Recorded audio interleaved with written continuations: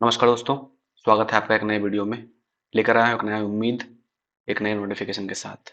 बहुत ही बेहतरीन जॉब है गवर्नमेंट ऑफ इंडिया के अंतर्गत। आप सभी लोगों को मालूम होगा, एयरपोर्ट्स अथॉरिटी ऑफ इंडिया यानी कि भारतीय विमानपत्तन प्राधिकरण, शेड्यूल ए मिनी रत्ना कंपनी है। पब्लिक सेक्टर एंटरप्राइजेज या पब्लिक सेक्टर अंडरटेकिंग के अंदर आता है। इसमें रिक्रूटमेंट निकला है जूनियर एग्जीक्यूटिव पोस्ट के लिए।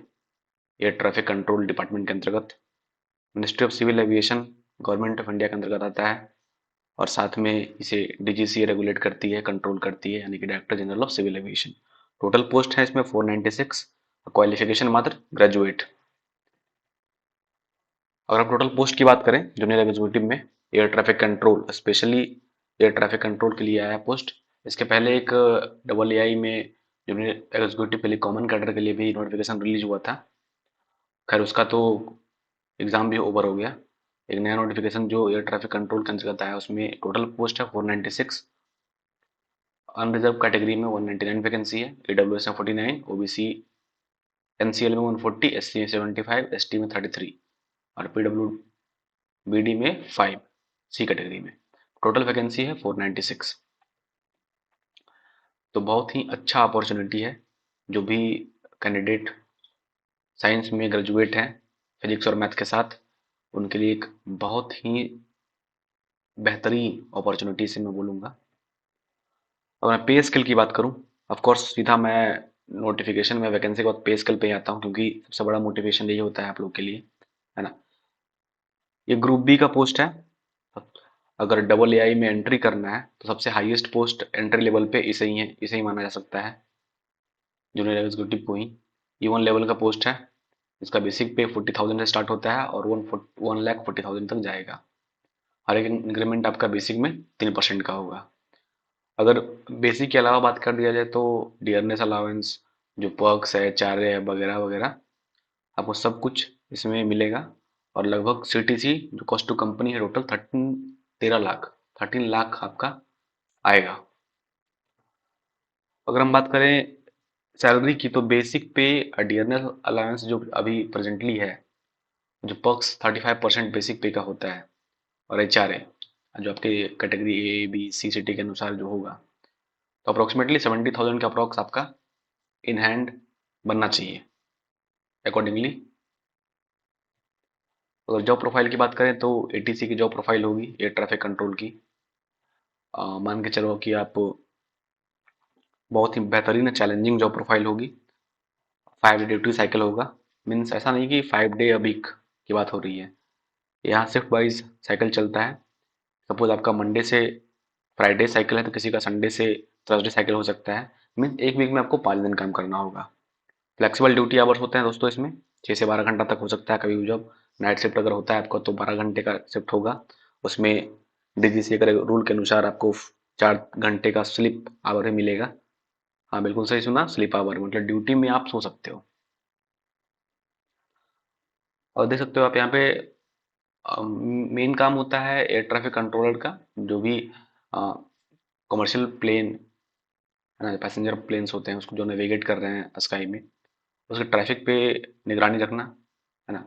तो आपको कॉन्स्टेंटली स्कैन करना होगा स्काई को कि अभी प्रेजेंटली ट्रैफिक क्या है या आने वाले टाइम में ट्रैफिक क्या हो सकता है।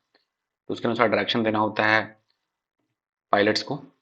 अब करियर ग्रोथ की बात करें तो सीधा आप जूनियर एग्जीक्यूटिव पोस्ट से लेके सीधा एग्जीक्यूटिव डायरेक्टर तक पहुंच सकते हो। 9 स्टेप है दोस्तों, 9 स्टेप आपको ट्रैवल करना होगा। तो स्टेप 1 में जूनियर एग्जीक्यूटिव है, स्टेप 2 में असिस्टेंट मैनेजर बनोगे प्रमोट होके। लगभग 4 साल का समय लगेगा, 3 से 4 साल का, जूनियर एग्जीक्यूटिव से असिस्टेंट मैनेजर के बनने में। मेरे बहुत सारे दोस्त हैं इसमें जो कि अभी मैनेजर के पोस्ट पे हैं, लगभग उन्हें 8 साल हो गया सर्विस को। तो junior junior executive, assistant manager, manager, senior manager, फिर assistant general manager, AGM, DGM, फिर ज्वाइंट जनरल मैनेजर, फिर जनरल मैनेजर, लास्ट में executive director. Up to executive director तक आप बन सकते हो। डायरेक्टर की पोस्ट अब of course government of India की तरफ से नॉमिनेट होता है, जो मोस्टली आईएएस ऑफिसर्स होते हैं। अब मैं लेके चलता हूँ सीधा आपको नोटिफिकेशन पे। नोटिफिकेशन पे आते हैं। यहाँ आपका नोटिफिकेशन है तो इसमें सेम वही पोस्ट का जिक्र है जो मैंने आपको पहले ही बता चुका हूँ। सो अगर आते हैं मिनिमम एजुकेशन क्वालिफिकेशन की तो यहाँ लिखा हुआ है full time regular bachelor degree चाहिए। हाँ, यहाँ ध्यान रखिएगा, रेगुलर है, बैचलर डिग्री चाहिए तो रेगुलर चाहिए। ऐसा नहीं है कि आप फ्लाइंग कैंडिडेट है या कॉरेस्पॉन्डिंग कोर्स कर रहे हैं तो वो चलेगा। रेगुलर बैचलर डिग्री चाहिए बीएससी में विथ फिजिक्स एंड मैथमेटिक्स। और अगर बीटेक किया हुआ है आपने, जिसमें फिजिक्स एंड मैथमेटिक्स सब्जेक्ट होता ही है फर्स्ट के 2 सेमेस्टर में, तो आप एलिजिबल हो इसके लिए। और मोस्ट इम्पॉर्टेंट है कि मिनिमम प्रोफिशिएंसी होनी चाहिए स्पोकन एंड राइटिंग में, इंग्लिश में 10+2 स्टैंडर्ड तक। मीन्स 10+2 लेवल पे आपका सब्जेक्ट इंग्लिश होना चाहिए, उसमें आप पास होने चाहिए। और ये तो नॉर्मल सी बात है, डिग्री जो भी है यूनिवर्सिटीज़ वगैरह का जिक्र है ना, आप पढ़ लो। और मेन जो एज लिमिट की बात है तो मैक्सिमम एज लिमिट है 27 years age on 30 November 2023। Means up to 27 साल तक आप इसमें एलिजिबल हो अप्लाई करने के लिए फॉर अनरिजर्व कैटेगरी, है ना। अगर आप जनरल कैंडिडेट हो तब ये अप्लीकेबल होगा। बट अगर आप ओबीसी में हो तो ऑफ कोर्स आपको 3 साल का रिलैक्सेशन मिलेगा एज का। एससी/एसटी को 5 साल का मिलेगा और पीडब्ल्यूडी कैंडिडेट को 10 साल का रिलैक्सेशन मिलता है।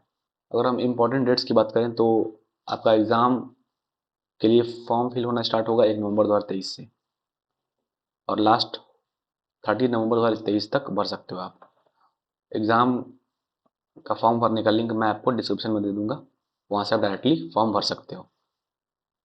पे स्केल की बात मैं कर चुका हूँ पहले ही, है ना। एज क्राइटेरिया बहुत इंपॉर्टेंट है दोस्तों, ये देख लीजिएगा 30 नवंबर 2023 तक आपका age criteria cut off date ये है।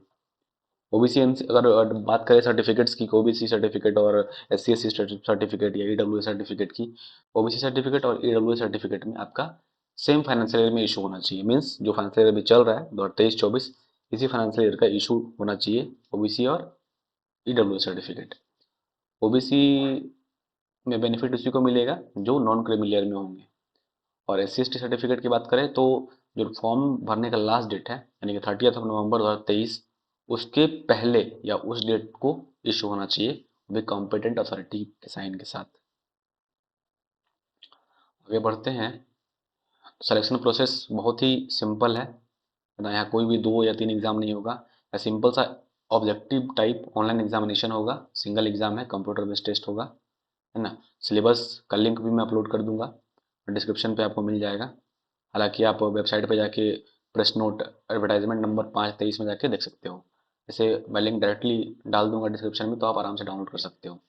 तो ऑनलाइन एग्जामिनेशन के साथ में आपको application verification, voice test, psychometric, substances test, फिर psychological assessment test, medical test, background verification होगा। उसके बाद आपकी ज्वाइनिंग होगी।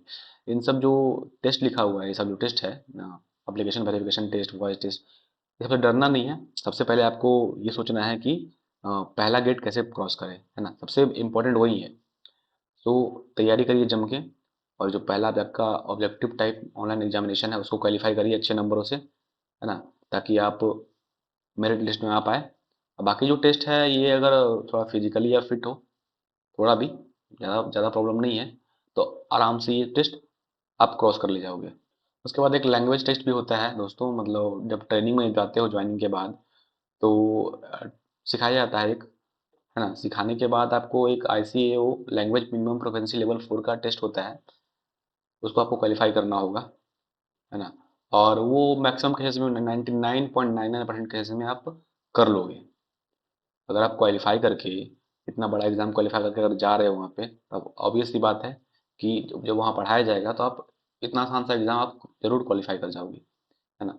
इसकी आवश्यकता इसलिए होती है क्योंकि आपको जो नॉर्मल ड्यूटीज़ जो आपको करने हैं डे टू डे वर्क में, उसमें आपको ऑपरेशंस में इस लैंग्वेज का हमेशा इस्तेमाल करना होगा, इसलिए आपको ये लैंग्वेज आनी ही चाहिए। बाकी कुछ विशेष नहीं है, बस वही है कि कैसे अप्लाई करना है। फोटोग्राफी में सिग्नेचर इमेज, नोटिफिकेशन का लिंक भी मैं दे दूंगा, तो आप डाउनलोड करके आप इसको देख सकते हो और इसको फॉलो कर सकते हो, है ना। तब तक के लिए बने रहिए, एक नए वीडियो में मिलते हैं फिर से, एक नए नोटिफिकेशन के साथ, एक नए उम्मीद के साथ। तब तक के लिए गुड बाय, टेक केयर।